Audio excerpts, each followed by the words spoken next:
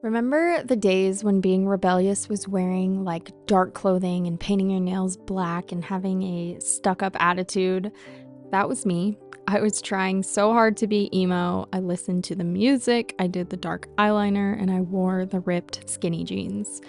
I honestly cringe at my middle school photos to the point of I scratched out my picture in I think all of my yearbooks, which is kind of sad, but I'm not like totally all that mad about it. That doesn't need to be shown to my children one day. But especially now that I see my teenage cousin who has literally never walked through an awkward stage in her life. Teenagers these days are better at makeup than I think I will ever be, and they're so gorgeous. It's just not fair. But I digress because I want to talk about how many times, or I guess how much times, have changed, because being a rebel in 2025, so weird to think that we're in the year 2025, but being a rebel in this day and age does not look the same as it did back in like 2008. Being a rebel in 2025 means staying at home, being a traditional wife who serves her family and her husband. It's rebellious to want to cook meals from scratch and raise up animals. And sure, I know that the whole homestead thing is kind of trending, and there are a lot of social media influencers who are only doing it for the time being until the next trend comes along. But I know that there are some real rebels out there, the ones who have it deeply rooted inside of them, the ones who are called to make a house a home, to live a quiet, simple, God honoring life, raising up babies and avoiding the ways of the world as much as possible. And in this society that we live in, women are told that we should be in the workforce, and it's often frowned upon when we say things like, I want to stay home and raise babies. I mean, can you imagine telling your high school guidance counselor that? Well, actually, I can because I said that exact thing. And let me tell you, it did not go over well. And I get it, especially when you are 18 and single.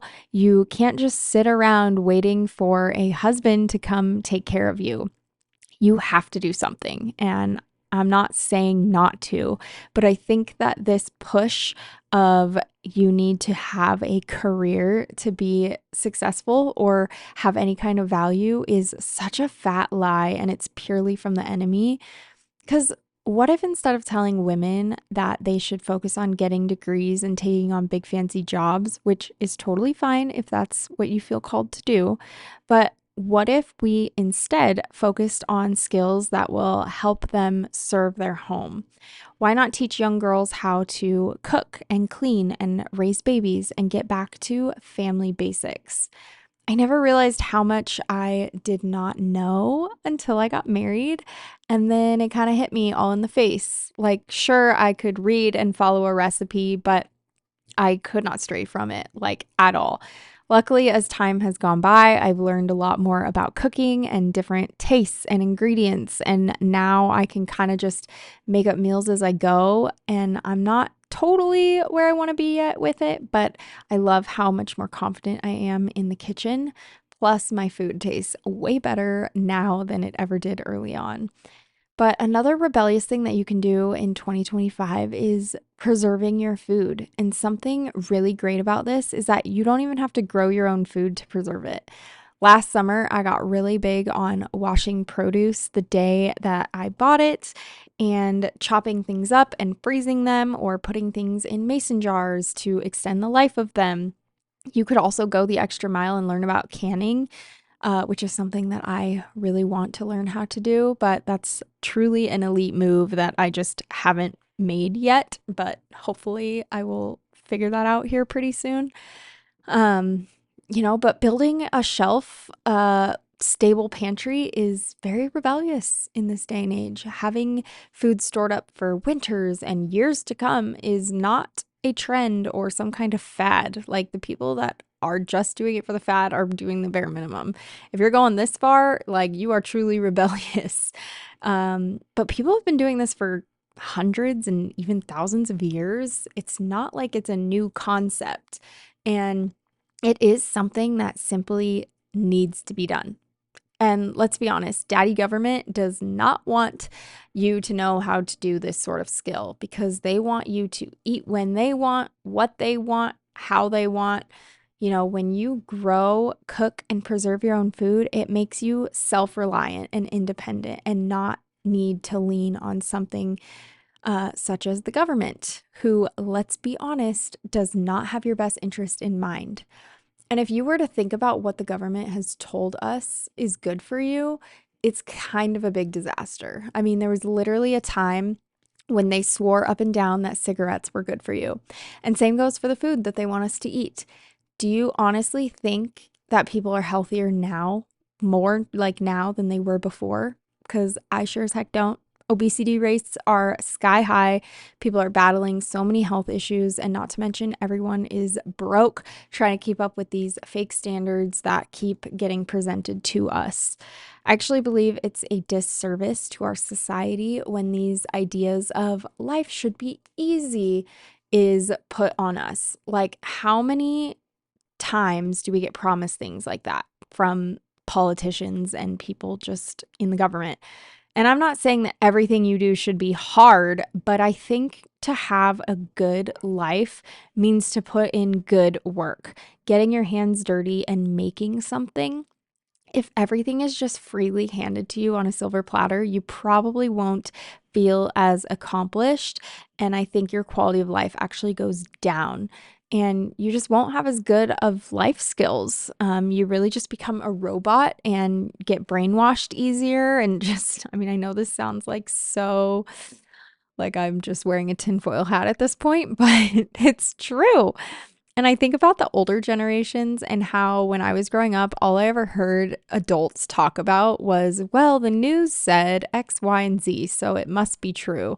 And back then, that's really all you had to go off of. But now I think we have this new generation coming in and we're more willing to be like free thinkers, and we aren't listening to the news as much, and we are doing things on our own terms.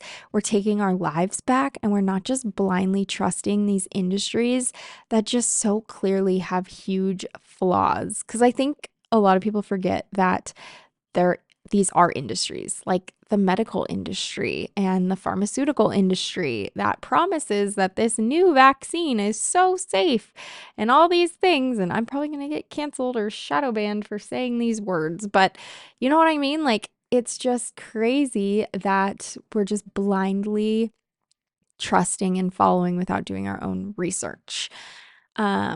So anyway, another way that you could be rebellious in 2025 is by stepping out of the traditional 9 to 5 workday. The whole employer-employee relationship situation, it's kind of overrated if you ask me.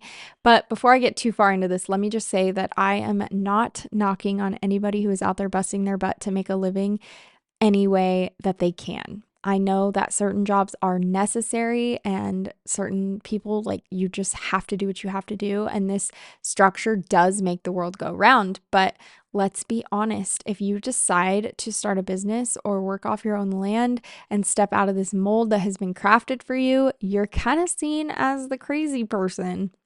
And I chased the money for a while.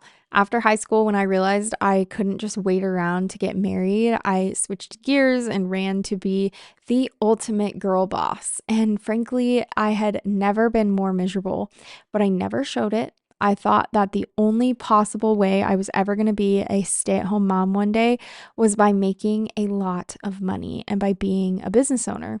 And I owe so much to my business. I'm so glad that I got to take that path and not have to go have a 9 to 5 job. I love entrepreneurship, and what I do is a creative outlet for me. And the cool part is that it's constantly changing and evolving to fit my lifestyle. But I am a mom first and foremost.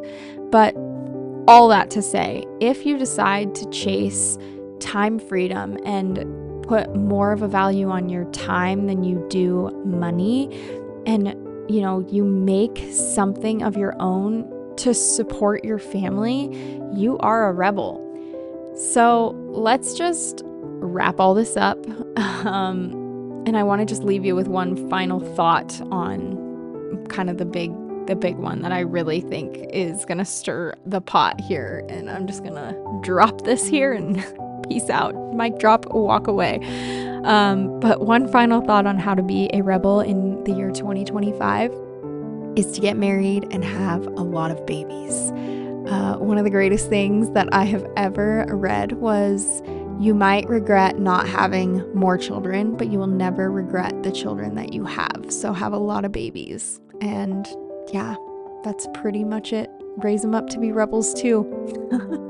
So if this video spoke to you or you liked any of the things that I said, I would love to hear from you in the comments. What are some things that you are doing to be a rebel in your life?